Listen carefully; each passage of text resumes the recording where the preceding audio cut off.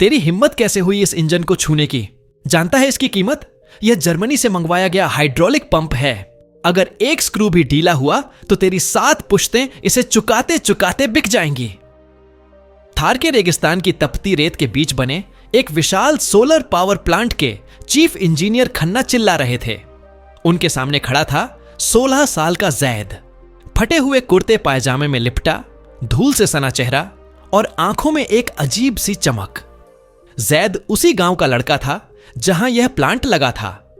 उसके पिता ऊंट चराते थे, लेकिन जैद को रेत से ज्यादा उन मशीनों में दिलचस्पी थी जो सूरज की रोशनी से बिजली बनाती थीं। जैद के पास स्कूल जाने के पैसे नहीं थे, इसलिए वह प्लांट के बाहर फेंके गए खराब सोलर सेल, टूटे हुए गियर और जली हुई मोटरों को इकट्ठा करता। उसने अपने झोपड़े के पीछे एक छोटी सी प्रयोगशाला बना रखी थी। लोग उसे पागल कहते थे, जो कचरे से खेलता था। उस दिन प्लांट में मातम पसरा था। अगले 48 घंटों में प्रधानमंत्री को इस 8,000 करोड़ के प्रोजेक्ट का उद्घाटन करना था, लेकिन मुख्य टरबाइन का कूलिंग सिस्टम पूरी तरह ठप हो गया था। विदेशी इंजीनियरों ने हाथ खड़े कर दिए थे। उनका कहना था कि रेगिस्तान की बारीक धूल ने सेंसर को इस कदर जाम कर दिया है कि पूरा सिस्टम बदलना पड़ेगा, जिसमें महीनों लगेंगे। भाग 2, तबाही की आहट। खन्ना साहब की घबराहट जायज थी। अगर उद्घाटन टला तो उनकी नौकरी के साथ साथ देश की साख भी दांव पर थी।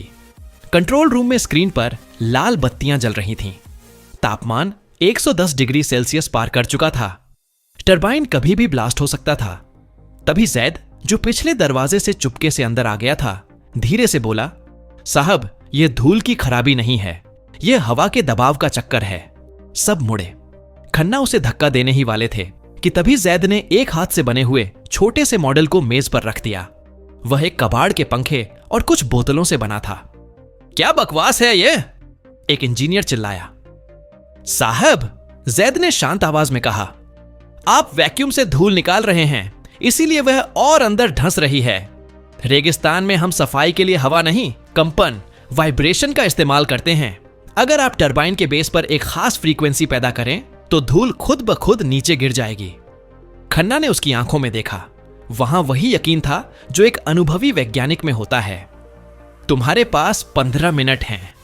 अगर कुछ भी गलत हुआ तो जेल जाओगे। भाग 3, रेत का खेल और अंतिम फैसला। जैद ने कंट्रोल पैनल की तरफ कदम बढ़ाए। उसकी उंगलियां कीबोर्ड पर ऐसे चलने लगीं जैसे वह कोई संगीत वाद्य यंत्र बजा रहा हो। उसने कूलिंग मोटर्स की गति को एक खास लय में बदला। धीरे धीरे पूरा प्लांट एक अजीब सी गूंज से भर गया। यह क्या कर रहा है? यह तो सिस्टम को और हिला रहा है, कोई चिल्लाया। लेकिन जैद नहीं रुका। उसने मॉनिटर पर ग्राफ देखा। जैसे ही वाइब्रेशन एक बिंदु पर पहुंचा, सेंसर की स्क्रीन पर डेंजर का निशान गायब होने लगा। अचानक टरबाइन के निकास मार्ग से किलो के भाव धूल बाहर गिरने लगी। सिस्टम ने सांस ली। तापमान का कांटा तेजी से नीचे गिरने लगा। 105, 90, फिनमडाइड, सैड। System normal. पूरे कमरे में सन्नाटा छा गया। खन्ना की आंखों में आंसू थे। उन्होंने जैद के कंधे पर हाथ रखा। तुमने आज सिर्फ एक मशीन नहीं, इस इलाके के हजारों परिवारों का भविष्य बचा लिया है। भाग 4, एक नई शुरुआत। अगले दिन उद्घाटन हुआ। प्रधानमंत्री के साथ मंच पर खन्ना नहीं, बल्कि जैद खड़ा था।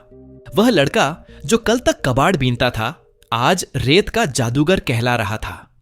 उसे 50 लाख का पुरस्कार और देश के सबसे बड़े तकनीकी संस्थान में मुफ्त शिक्षा का प्रस्ताव मिला। जैद ने पुरस्कार लेते समय बस एक बात कही, मशीनें कागजों से नहीं चलती साहब, उन्हें समझने के लिए उनके साथ मिट्टी में मिलना पड़ता है। उपसंहार। हुनर कभी गरीबी की बेड़ियों में नहीं बंधता। अगर आपके अंदर कुछ कर गुजरने का जज्बा है तो पूरी कायनात आपको रास्ता देने के लिए मजबूर हो जाती है। अगर आपको जैद की यह कहानी पसंद आई हो तो इसे लाइक और शेयर जरूर करें। क्या आपके आसपास भी ऐसा कोई हुनरमंद है?